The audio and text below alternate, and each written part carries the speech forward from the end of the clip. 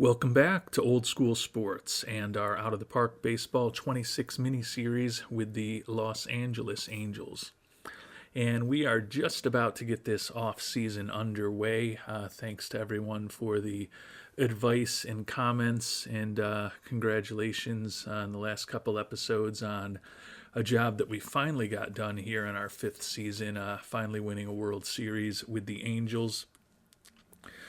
Going to continue running with this team for the time being at this point, although hopefully it's not too many more seasons ahead of us, given that I'm hoping there will be a updated patch for the game and we'll be able to begin our long play. Going to continue doing some off-season planning in this episode, talk through some suggestions from the Worldwide Scouting Department, but we're going to begin by checking in on a few of our former players or guys who were almost former players of ours, and then also check in on our farm system and our plans for the development lab before we actually start talking about a few decisions here at the beginning of this offseason.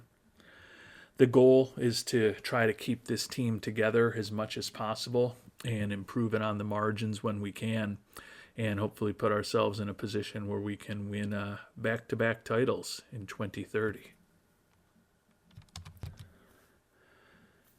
So we'll start things off by checking in on a few former players as well as a few guys who were close to being former players.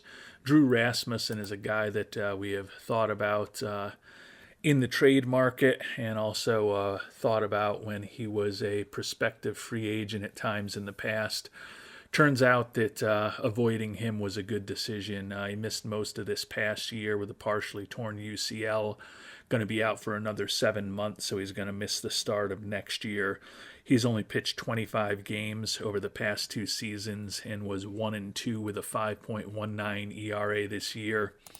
He's making, for the next 3 years, about $28 million a year on average. 29.4 this upcoming season, and then 26.4 the 2 years after that. So glad that Rasmussen, although he still looks like he's got a pretty solid skill set as a pitcher, did not end up on the Los Angeles Angels. Guy that we would have loved to have was Ivan Ramos, the catcher Dominicus out of the University of Albany, who went first overall in 2026. We were hoping he might fall to us, but that clearly was not the case, although we're pretty pleased with who we got as a fallback option to Dominicus. The personality of him was a concern, but an excellent defensive catcher who's also got a pretty good bat. Put up a 129 WRC plus and a 6.2 WAR for the Tigers this year.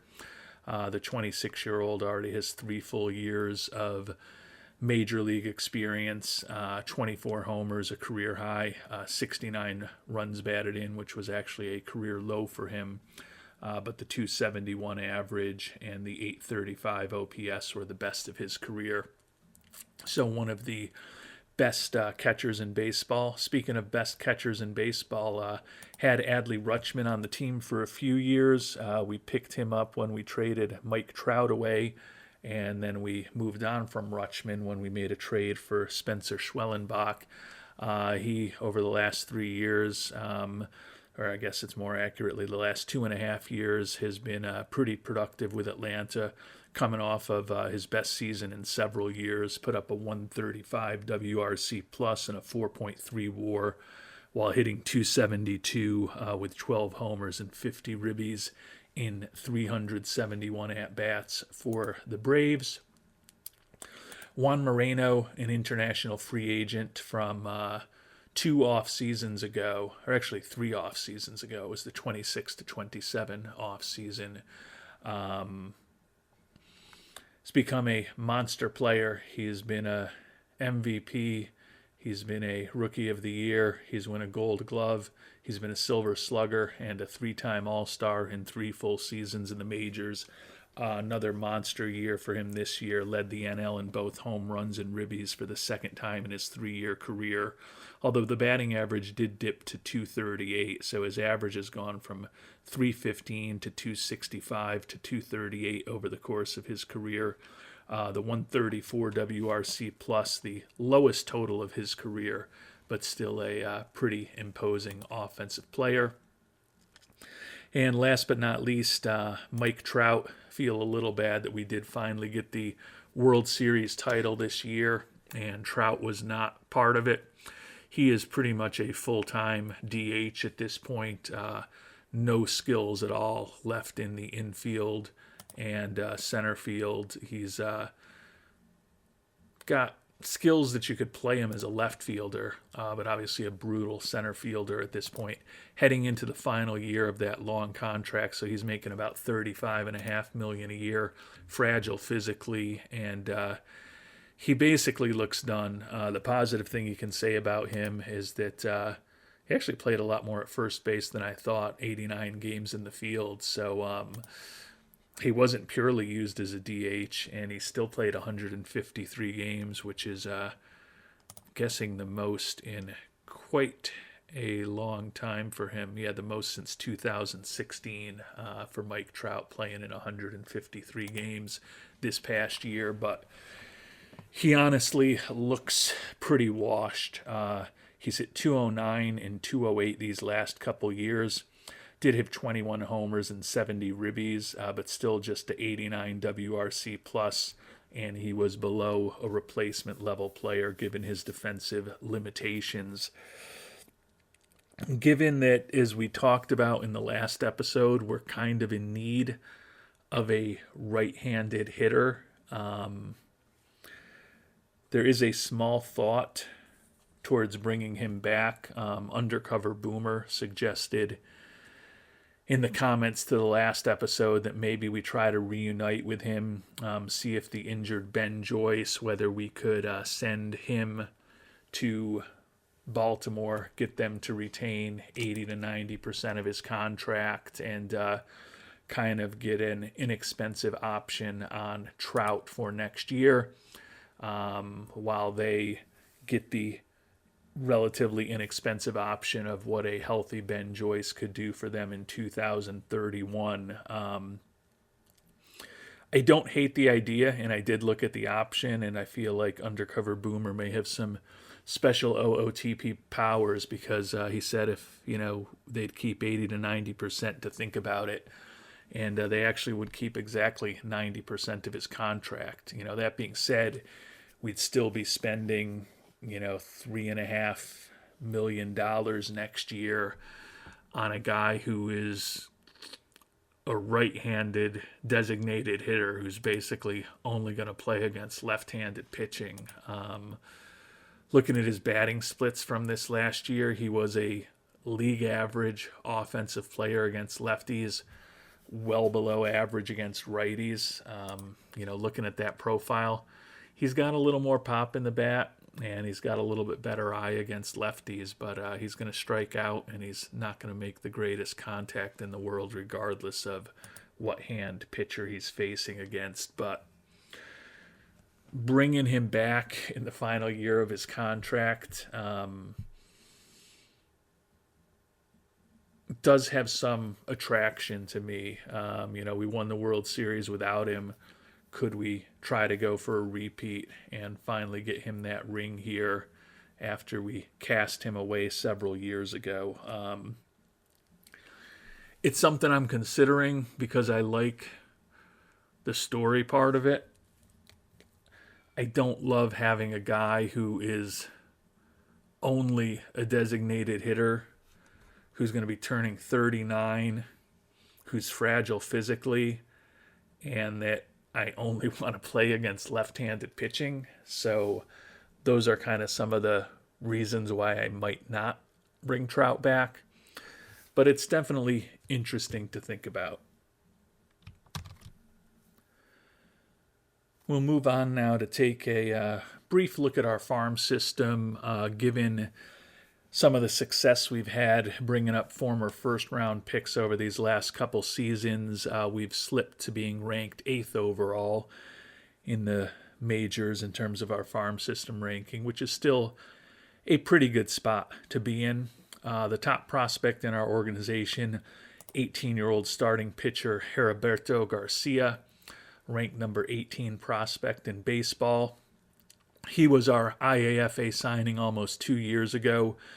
Spent 2028 at the complex. We did let him make his debut as a 17-year-old in rookie ball this year. 0-1 with a 4.47 ERA. In 44 and a third innings, he did walk 24, but he also struck out 62, only allowed 1 home run. A lot of work that he's going to need to do, but still somebody who, if he reaches his full potential, could be a very interesting pitcher, but clearly has a long way to go to get there. His control and his third pitch, that changeup, are both still pretty significant issues that he's going to need to be working on. Tyler Koopman, a guy who's much closer to the majors. He did actually come up for us at the end of this year, put up a 3.31 ERA with 28 strikeouts and 16 and a third innings. He will take over hopefully next year as one of the top arms in our bullpen. He's currently viewed as the number 34 prospect in baseball, so pretty good value for the 5th round pick from a little over 2 years ago. Tony Godinez is a guy who was an IAFA signing for us in 2026 in our first IAFA signing period, who just really hasn't hit.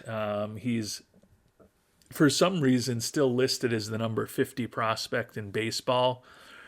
But after 2 injury-plagued years with our DSL team, he was healthy in the DSL this year, although still not particularly impressive, hitting .252 in 135 at-bats.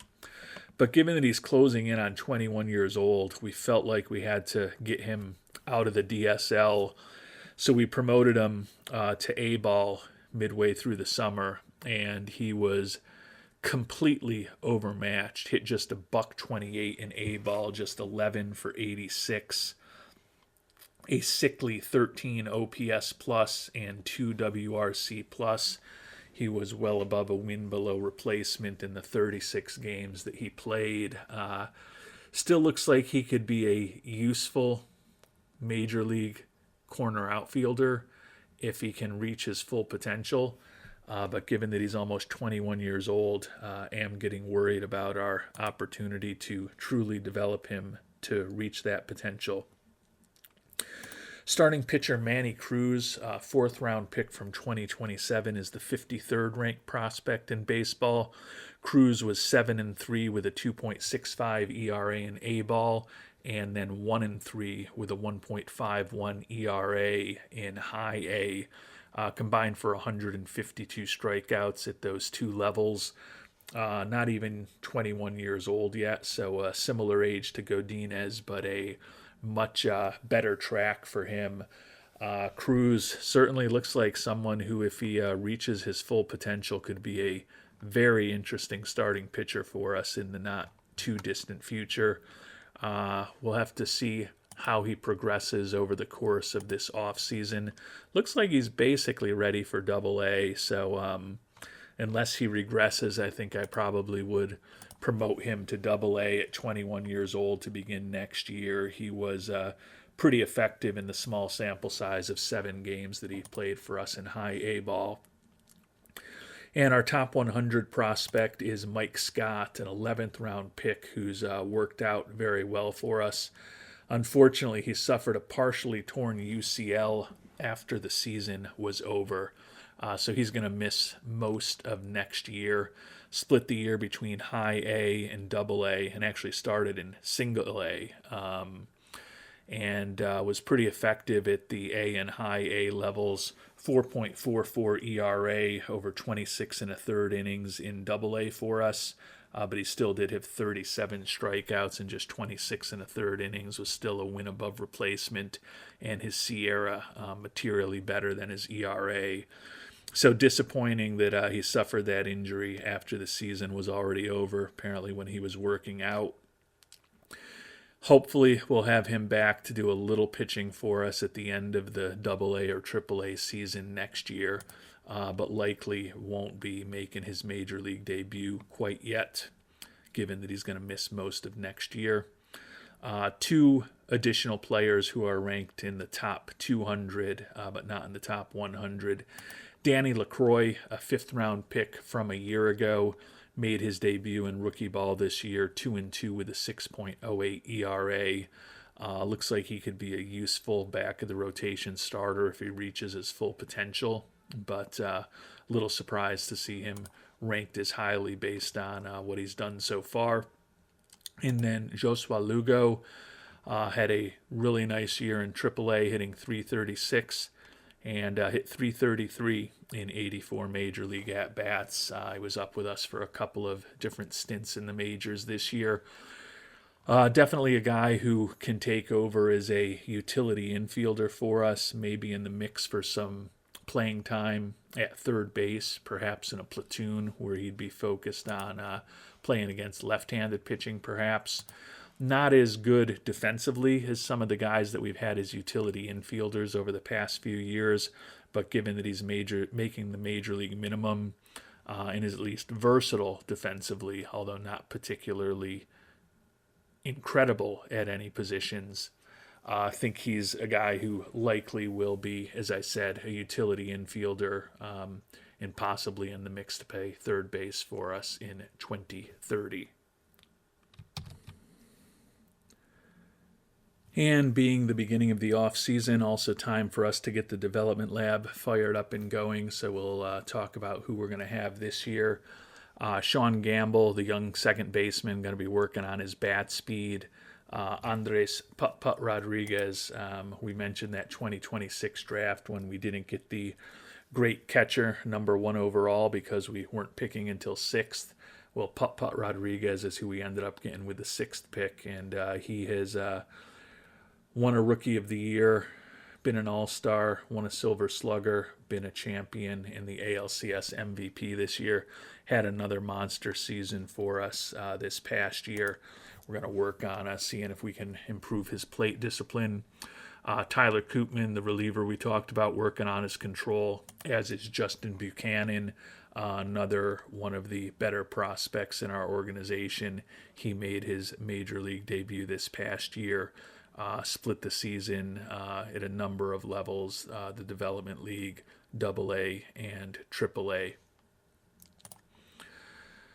Andy Kraft working on secondary pitch improvement, another prospect who was a second-round pick of ours in 2026. Split this year between high A, where he was 6-9, but did put up a 3.18 ERA, and then we promoted him to AA right near the end of the year, where he was 3-0 with a 1.74 ERA. So he's still one of the better prospects in the organization, even though he's not listed as a top 200 prospect, although I'd argue he's better than some of the guys that we did talk about. He's going to be working on secondary pitch improvement. Manny Cruz, who we talked about, working on control. Tony, the Hondo Hurricane Godinez, working on gap power as we try to salvage something from him. Heriberto Garza, top prospect in the organization, working on control. Anthony Volpe, working on quality of contact. And then we're going to do one short program to get things started. Catcher Min Jae Kim, we're going to see if perhaps he's got some ability to go become a first baseman or a left fielder for us, give us a little more flexibility. We've got some good defensive catchers. Kim had a excellent first year for us with a 4.7 WAR, solid defensive catcher with a really good bat. But you look at his ratings, and he could perhaps become a left fielder. He could perhaps become a adequate first baseman. So we'll give him a few weeks in the lab to see what, if anything, he can become. The other reason we're doing that is that Jake Riley, one of the top prospects in our organization, is 3 weeks away from a return from a torn meniscus.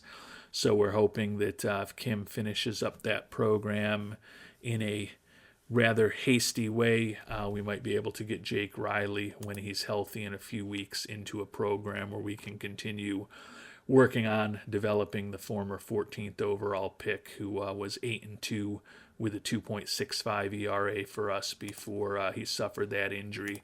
He's a guy who we've had some success with in the development lab the past couple seasons as we've really pushed him to try to overcome some of those negative personality traits that made us a little reticent to bring him on board in the draft a few years ago.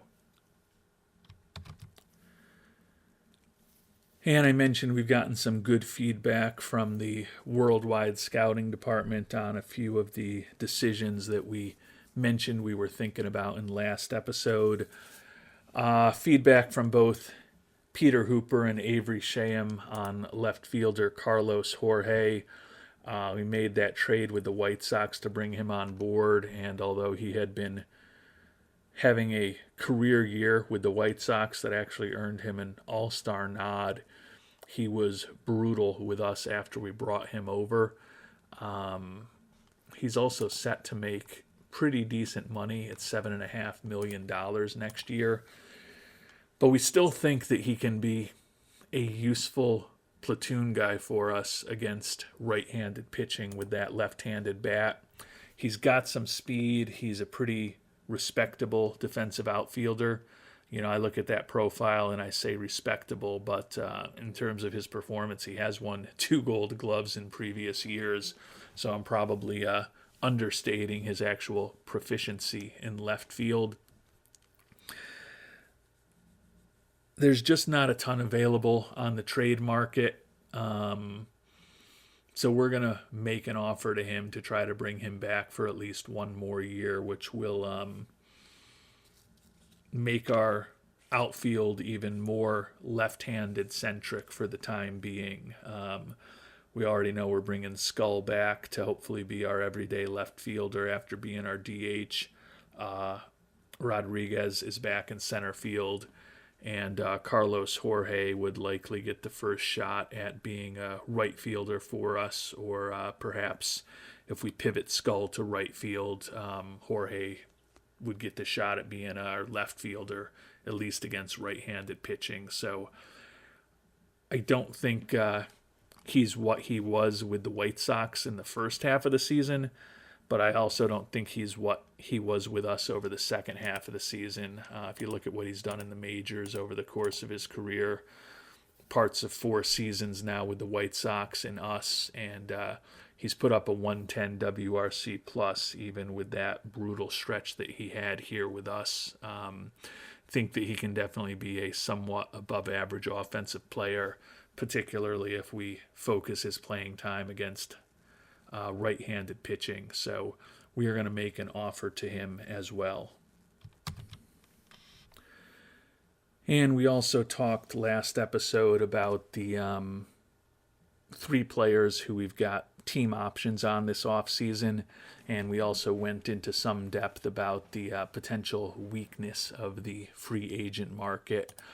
The biggest, at least in terms of expenses, decision that we've got to make is Kyle Tucker, who is potentially heading into the 5th and final year of that contract that we had signed him to after the first offseason of this playthrough. Team option for $30 million next year. Honestly, he's been okay for us. I guess he's been better than okay. He's put up a 125 WRC plus when all is said and done, but honestly, he was lower than that number in each of his first 3 seasons with us, and then he just exploded this year with arguably the best season of his entire career at the age of 32. I think he's fully valued. Another left-handed hitter, and he would obviously be our right fielder.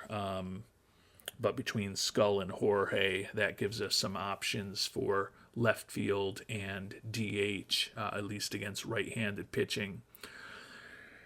But I think it makes sense to bring Tucker back, given that there's just not a lot else out there, and he has been productive for us. Was a pretty common view among the worldwide scouting department. Avery Shaham, NS1 CLRK, Pep and Peter Hooper all felt that bringing Tucker back was the right choice, and I do agree with that. So we are going to go ahead and execute the option to bring Mr. Tucker back.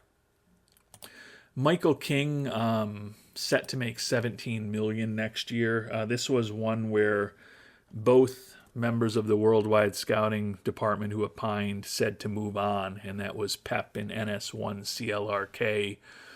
Noted his fragility. He's going to be 35 next year, and he hasn't pitched a full season for us since 2027, so there's definitely no guarantees we'll get a full year out of him. But when I look at the pitching options that are available,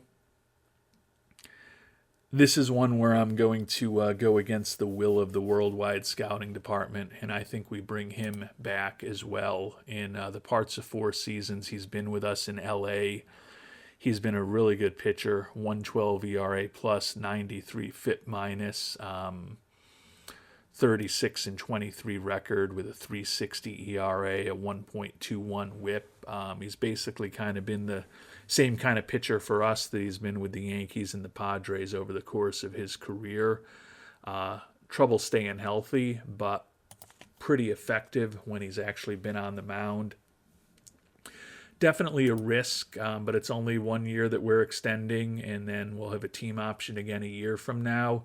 If he goes out and pitches 30 games for us, I feel like we'll be pretty happy with what we get from him. But it's a fair point that the Worldwide Scouting Department has made. You know, he's in his mid-30s. He's fragile. There's no guarantees that we get anything from him. But with the way the free agent market looks, we are going to execute that option to bring him back. Last guy is much less expensive to think about, and that's Gabe Spire. Team option at $3.5 million for him, and that would kick the can down the line for next year, where we'll be in a similar situation to King, where if we brought him back, $3.5 million option for 2031 as well if we exercise it this year. Slipped a bit last year in terms of his performance, was basically a league average pitcher, and right now we've got 2 lefties that we really like in the pen for us. Garrett McDaniels put up a 3.42 ERA for us this year, and then Tyler Koopman, who we were talking about earlier, one of the better prospects in baseball. I think given that Spire would be our 3rd best left-handed arm out of the bullpen, he's the oldest of these guys. $3.5 million seems a little rich to me. I think I'm inclined to potentially move on from him, but still haven't made that decision yet. And then the last decision, or not really the last decision, but the last thing I want to talk about is Ben Joyce. As I noted, Undercover Boomer suggested moving on from him. Peter Hooper did as well. He's going to miss all of next year. Only set to make $3 million next season, so even if we trade him away, it's not going to be something that necessarily has a huge impact on our team.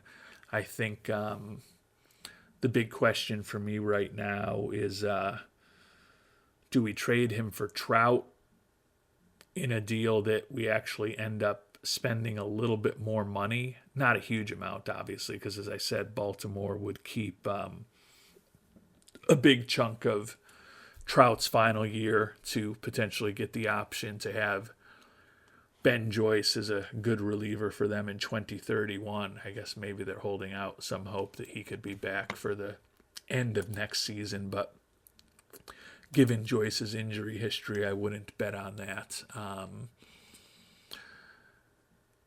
I really like the story of reconnecting with Trout. I just don't know that it's the right thing to do. You know, as we sit here, we've made the decisions on King, we made the decision on Tucker, we made the decision on Jorge, which bolsters our roster a bit. To me, the big decisions that I'm still thinking about are Spire, although I don't think that's a huge decision.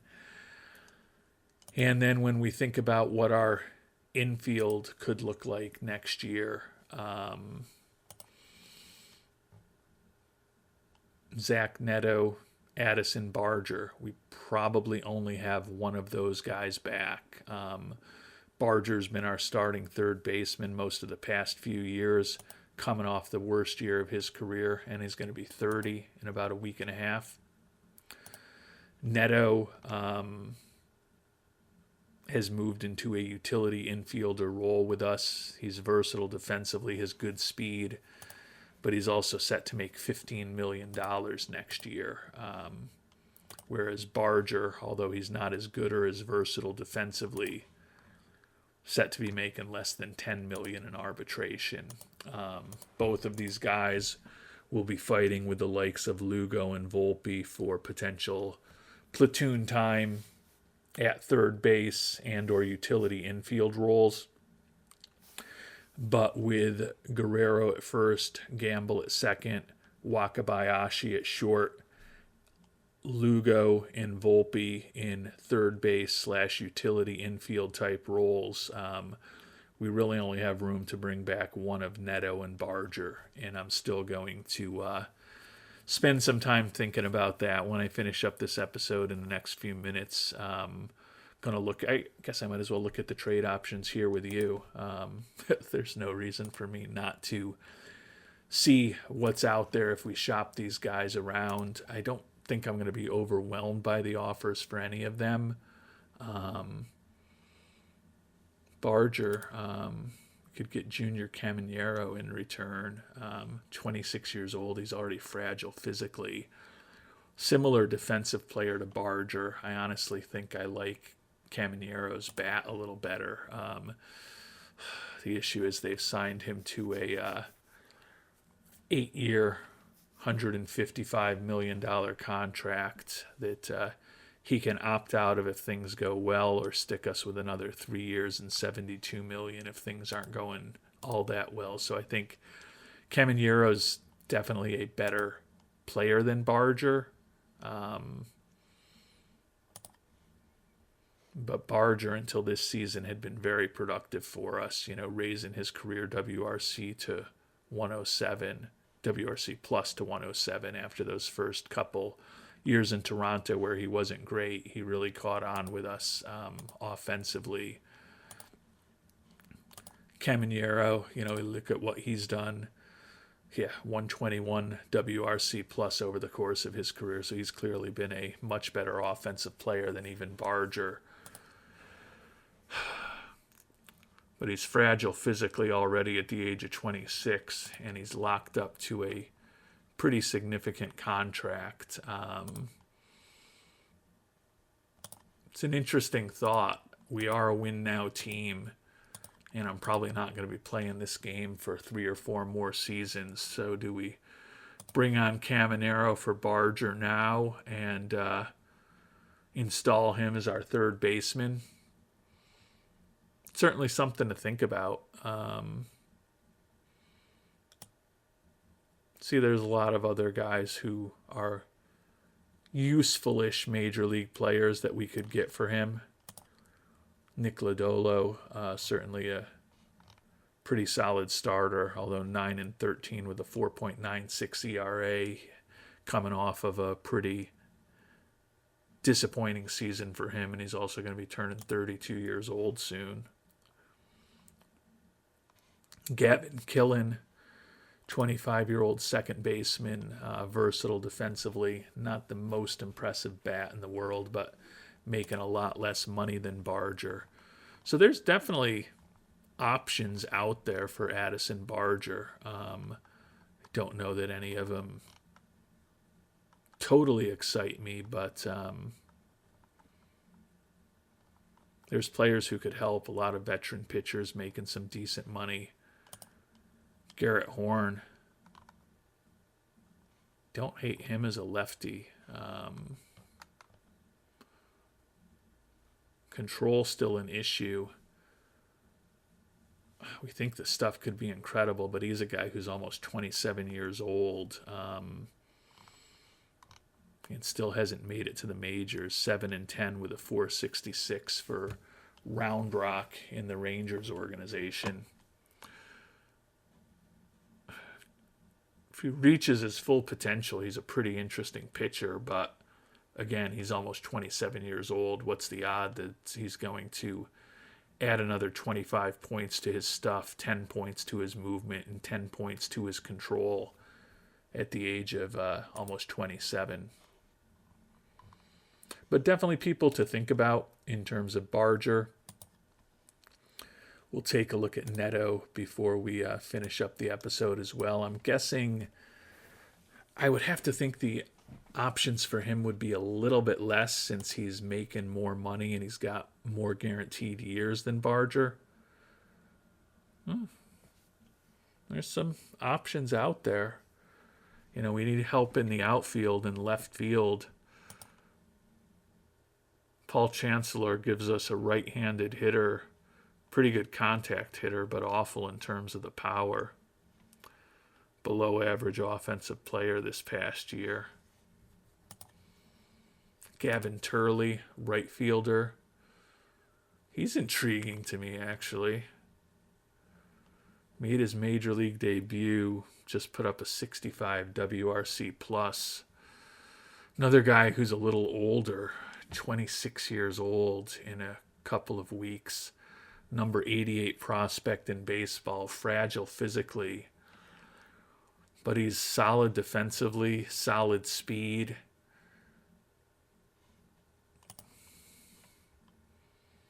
Doesn't really have anything special as far as his splits. Would give us a right-handed bat in the outfield.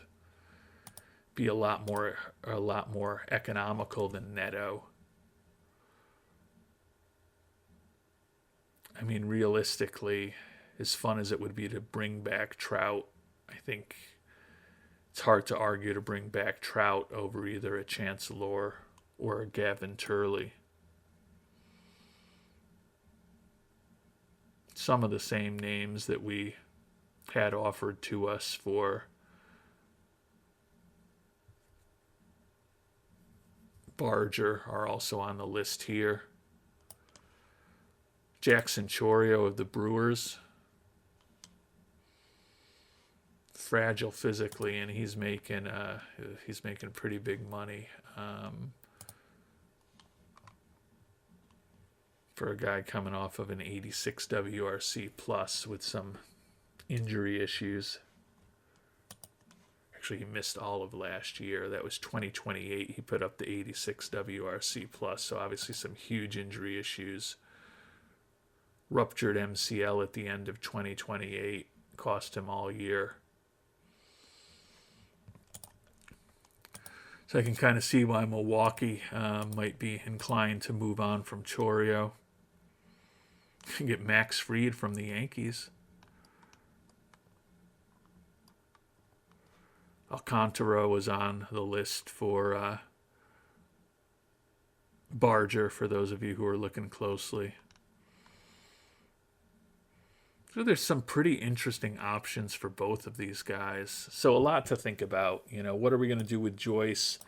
We probably have to move on from Neto or Barger, and maybe want to move on from both of them.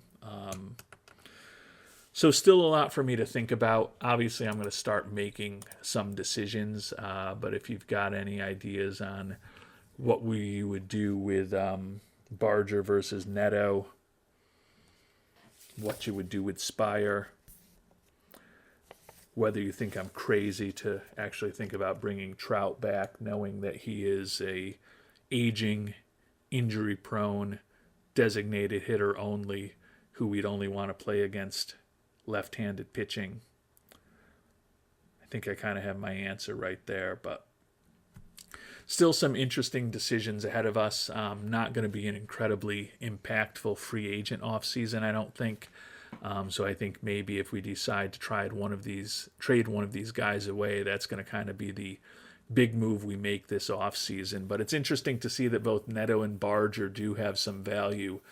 Probably going to spend some time, not just thinking about some of the guys that were offered for them straight up, but maybe if there's a way to get something even a little better, if we package them together with a prospect or two or another guy in the organization. So I'll be spending a lot of time offline between now and the next episode thinking about these things. If you've got any ideas, would love to hear them as well. Until our next episode, thanks so much for watching, and hope you have a great day.